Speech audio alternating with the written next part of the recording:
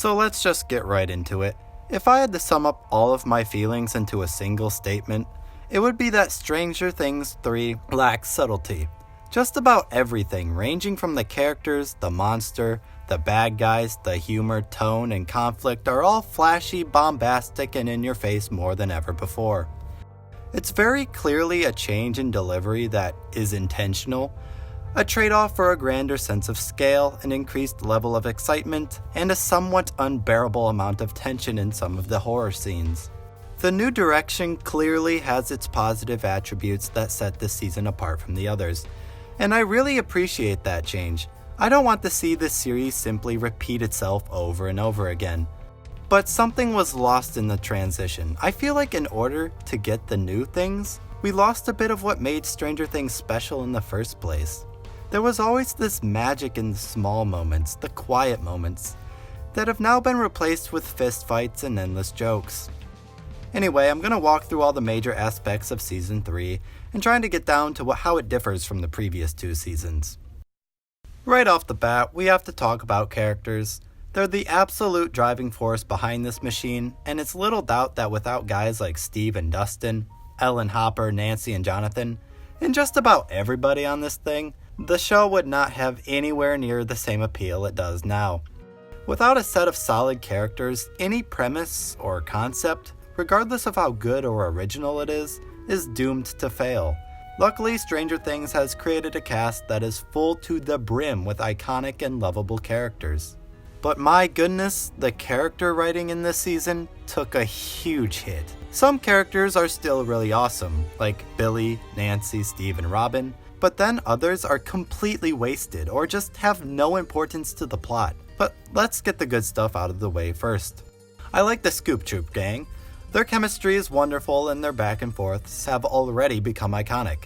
While I thought Robin was just going to be a smart companion character, she ends up being so much more than that. In typical Stranger Things fashion, her character is set up as a stereotype in the beginning, but then over time she evolves into something quite unique and interesting. The expectation for her is that she will be Steve's love interest that the two were kind of aware of the entire time, but were ignoring their feelings for each other due to their differences. But instead their romance is ditched and their chemistry feels far more natural as a result. This is the trick Stranger Things has always done really well. Think of how Steve or Hopper or Nancy or Jonathan enter into the story. They're basically all stock characters at first, but once the plot gets moving, they break away from the normal conventions of what is typical for their character types and they become really interesting as a result. I hope going forward Stranger Things continues to use this method of character writing because I think it really works. But without a doubt, the best character in this season is Billy. I've heard some complain that since he doesn't have a full arc dedicated to him learning or growing, that his death is ultimately pointless, or it feels like wasted potential. Here's why that's wrong though. We already saw that exact same development process with Steve, so we don't need to see it again. If Billy is to die a hero, I think it's far more appropriate to have it be some kind of instinctive final act in a moment of clarity from his possession. His death scene was the most emotionally compelling part of this season. It was great. I have no issue with it. Lastly, I should talk about Elle. She's easily the most relied on character, for obvious reasons, though I did feel like they used her telepathic abilities a little too much. Like Mike was literally on the phone with Dustin, and Elle had to read his mind simply because Dustin's batteries died on his walkie. I don't know, situations like that feel really manufactured. Just let the side characters to get to do something for once.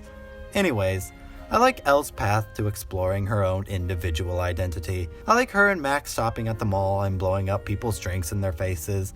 And I love seeing her chuck Billy around like a rag doll and splitting the Mind Flayer in half. Elle is just awesome. Always has been, always will be.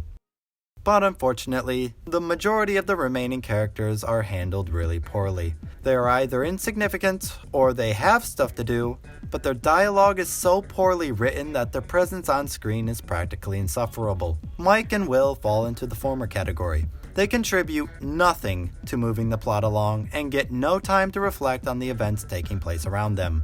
Which is a huge shame because Mike and Will were some of the strongest characters in Season 1, and there was more than enough opportunity for them to be useful. Will could have easily had some special ability to fight the Mind Flayer due to his previous possession, or some sort of ability that would have saved everyone once L's powers disappeared, or something. He does develop as a character, him being the focus of the whole change and things don't stay the same forever theme, which is a really great theme for this season, by the way. But while those scenes themselves were fantastic, like Will breaking down Byers Castle in the rain, they have no breathing room. The scene is instantly cut off by the monster plot, and it's never brought up or discussed again. Will is like one of my favorite characters, and it just sucks to see him sidelined. Especially after all the trauma he went through up until this point, I think he deserves to have a role to play. Plus, the actor is phenomenal, easily the best working on this thing. There's a shot of the meat monster in Starcourt with all the kids hiding from it, and the camera pans to all their faces, and they look scared. But Will looks straight up horrified. It looks like genuine terror. You cannot waste potential like that. But I'd argue that Mike had it the worst this season. There pretty much isn't a single scene where he isn't being a prick or being reprimanded for being one. His whole awkward relationship stick with Elle is so insufferable, and the way he just complains and whines about everything going on all the time, even the way he talks is annoying. In the past seasons, I wouldn't say he was a favorite of mine, but his ties to Elle was endearing and cute. He was the bridge between her and the others, and in season 2, that disconnection between them was also pretty compelling. Even though they were little kids, the show took their relationship seriously. But now it's all this silly tween drama. Their breakup is forced and unreasonable. If there was any one thing that should not have happened in this season, it would be that whole Mike and Elle breakup storyline. It sucks from start to finish. Aside from that, Mike accomplishes nothing, or he just gets in the way of the characters who are accomplishing things. His only positive character trait is that he cares for Elle. That's it. I don't understand why the writers had to write him like this, but it is the way it is, and it's really disappointing.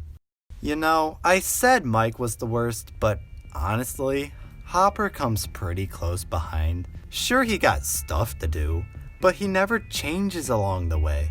He starts off the season acting arrogant and petty, which is fun at first, but he never stops acting like that. He remains the same until he dies in the final episode, which is why, unfortunately, his death lacked any emotional resonance because he didn't learn or grow at all beforehand.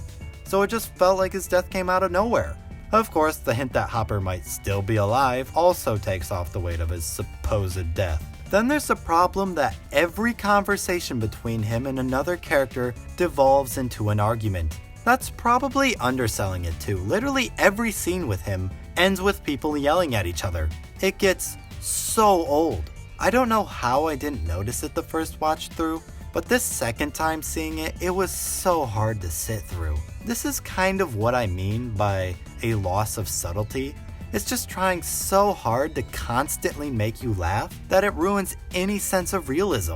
It's going overboard. I say all this stuff about the characters to get the point across that they don't act reasonably in this season. It's not real or grounded dialogue for the majority of the time. It just feels like I'm watching a poorly written comedy or cartoon. Even a cartoon like SpongeBob knows when to hold back and pace their joke so it doesn't get tiresome immediately. And Joyce is also right behind Hopper. Upon rewatching the previous seasons, I can say that at one time, she was one of the most compelling creations in this show. The conflict in the story was always so personal for her. It's the loss of her son and then the possession of her son that drives her to act. Her emotional ties to the mystery and the monster are what gave Stranger Things its weight. It's really a big mistake that her connection to the conflict, her reason for being involved at all, is solely founded upon the discovery of magnets falling off her fridge. Her motivating factors are so weak this time around, I can't take anything she does seriously because I don't understand why it even matters so much to her. Now, I could go on all day about how I feel about every character, but instead I'll briefly summarize to save time. I felt like Jonathan was an oddly dissenting voice to Nancy the entire time, where it made no sense for him to be, given his past experiences with her. Like, why would he be so skeptical of the strange occurrences with the rats when he's fought off against the Demogorgon and the literal possession of his brother? Nancy was cool though, no problems with her. Erica was funny, but her sass really needed to be toned down a bit. It's not the level of sass that makes it annoying per se, it's just the overabundance of it. Same with Hopper and his yelling. It's just not funny the 9,000th time you hear it. Once again, these characters can be funny acting the way they do. It just needs to be more reserved, okay? Max was cool, but way too mean to Mike for some reason. I liked her relationship with Lucas though. Lucas himself is actually pretty great. He's a good example of what a side character should be. He doesn't play a critical role in the plot necessarily, but he still does stuff that's beneficial for the team, like gathering the fireworks and fighting the monster with it. Plus, I think his wise mentoring in the ways of girls was pretty hilarious. Alexei was cute, rest in peace my guy, but the other Russian guy was just a little too silly this time around. Same problem as Hopper and Erica. There, characters done. But now we have to talk about the villains. In Stranger Things fashion, there's the human villains and the upside down monster. Whereas at one point the humans were just as scary and unknowable as the monster, this time around you're provided with all the information on them from the start. Once again, Stranger Things has traded its slow, ominous characteristics for flashy action and firefights. As a result, the Russians are not an intimidating or scary threat in the slightest. The difference between the Russians and the Hawkins lab researchers is that Hawkins felt omnipresent. Their ears were everywhere, and their influence spanned an unknown range. Anyone could be working for them, and their purposes were devious and uncertain. They were just as mysterious as the Upside Down itself. None of that applies to the Russians. In the very first scene of the season, we are introduced to their faces, their intent, and their base of operations. The only secret or twist to the Russians is that their work is also in Hawkins, which it becomes blatantly obvious that the signal is being transmitted from a nearby location by about episode 2. Even before that, the very first time Steve mentions the music on the radio transmission, it's so obvious they're local. They only get about 2 or 3 episodes for their presence to linger like a shadow over Hawkins before their secret is confirmed by the characters. And even before then, we still get to see them working. Then we have the problem where all of our characters treat them like a joke. The Russian doctors and generals are made fun of from everybody they come across. The big muscular Russian dude is literally a walking Terminator joke. I just find it a little sad that the show doesn't seem to be taking itself seriously anymore. The Russians could have been cool and scary, but the show wanted to be more of a fun spectacle over something slow building and reserved. Admittedly, seeing the Terminator reference and getting captured by evil Russians is a lot of fun. In that regard, it's actually pretty great, but it's way too over the top when it doesn't need to be. As I said, these concepts themselves aren't over the top, it's simply the execution I disagree with. The same principle applies to the monster itself. Replacing what used to be this dark and ultimately unknowable entity that exists with malicious intent beyond the perceptions of mere human beings is what is now just a standard evil monster. Nothing about the monster is really revealed, like what it is exactly, maybe a bit of its history, or why it feels compelled to invade and destroy. Instead, the monster is mostly comprised of shock value. It's visually gross, and the way it possesses and kills people is very disturbing. The whole meat monster concept is really unnerving, which I think to a certain degree, it does deserve a lot of credit for achieving that. The visual effects are especially wonderful and more convincing than ever. It seriously looks more real than some Marvel movies, which is saying a lot considering those have Disney money backing them. But that's where my praise ends. By about the finale of my first watch through, I was so done with the melting people to create a meat monster concept. It was just so in your face with the gore and people's bodies melting and blowing up with their bloody masses forming new creatures that I just became annoyed with it. I don't really know how to word my frustration with it. It just felt like the whole thing was trying way too hard to scare me. It was just like excessive. Do you want to know what is legitimately scary? The unknown. The stuff that exists beyond what we can understand. That is truly frightening. People bursting like balloons is gross and yes, disturbing, but it's not scary. it lacks the punch that Season 2 Shadow Monster had. I also think there's an issue with the whole Body Snatchers plotline. My feelings are that the purpose and main appeal of a story like this is that we, the viewers, are constantly questioning who is real, as in who is the monster and who is still human. You can never be too certain in a person's identity because there's always that lingering possibility that they might be possessed. It's the reason The Thing is such a thrilling movie, because once you learn that the monster can mimic other life forms, the guessing game begins and lasts throughout the entire rest of the runtime. The ending is famous for not letting you know if the survivors are actually still human or not. I also think that excessive shock value replaced a lot of the soul of this series. Previously, when the monster killed someone or stole them away, the consequences would ripple throughout the world of the survivors. Even when minor characters like Barb died, it was still emotionally impactful because we got to see her friends and family suffer through her loss. In Season 3, that concept of suffering is entirely gone. Perhaps, besides maybe Hopper and Billy, everybody who dies in this season does so for the sake of just upping the death count and being more brutal as a result. It's superficial. A whole ton of people, a bunch of whom were little kids, mind you, get turned into mincemeat and there isn't a single line of dialogue that expresses sorrow for their demise. It makes the world of Stranger Things less believable when whole bunches of people can just die in the most horrid way possible, and the show doesn't even take a single moment to contemplate that tragedy. We, the audience, aren't given a chance to feel bad about their deaths. It's less believable now because it feels like the only people whose lives matter are those of the main characters. Which, yes, is always kind of the case in fiction, of course, but the illusion was there that the world as a whole mattered. But even so, this all wouldn't be that bad if the defeat of the Russians and the meat monster had some sort of lasting effect or consequence. But it doesn't. The Russians lost in Hawkins, but are still churning out demogorgons like farm-raised cattle back in the motherland. The monster died, but that was just a little piece of it that was stuck in our world. My point is, it feels like our enemies just got foiled again by those middling kids, like they're Scooby-Doo villains who will just try again sometime later with some new devious plan. And that leads to my final point and the point of this video. This season may have advanced the story in some small ways, but largely, I feel as though it failed to make any significant steps forward. It felt very much like a monster of the week sort of deal.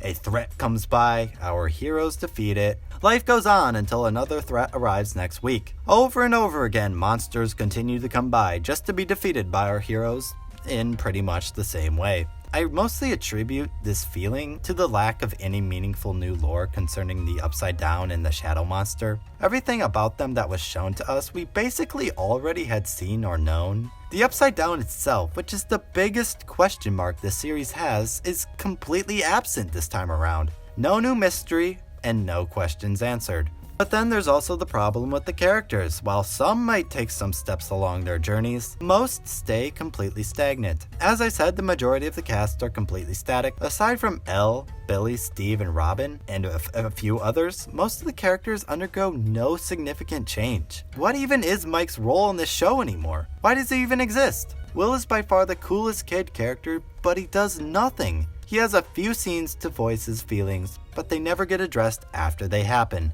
It feels weightless. I suppose an argument could be made that the season does leave their world in a much different spot than where it began. And I would agree that is true. All of the characters splitting up at the end does have the potential that Stranger Things 4 could be quite different than anything we've seen so far. But I have a bad feeling that the show is gonna play it safe from now on.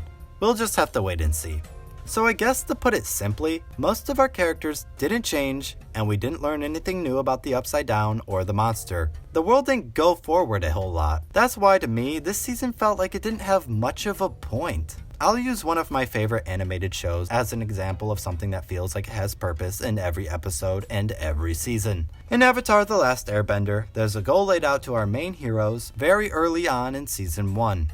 Aang and crew have to learn all 4 elements and defeat the Fire Lord before Summer's End. How that goal will be accomplished is a mystery, But after that, the audience knows that everything that takes place is ultimately leading to that point. Stranger Things doesn't have that same sense of rising purpose. It just feels like the characters will be living their lives until whatever new threat temporarily gets in their way, and then they'll be back to living their lives. And it will be like this until some arbitrary end, which will be about season 4 or 5 or something. It won't feel conclusive or like it should have ended there, because it never made any attempts to build to a finale.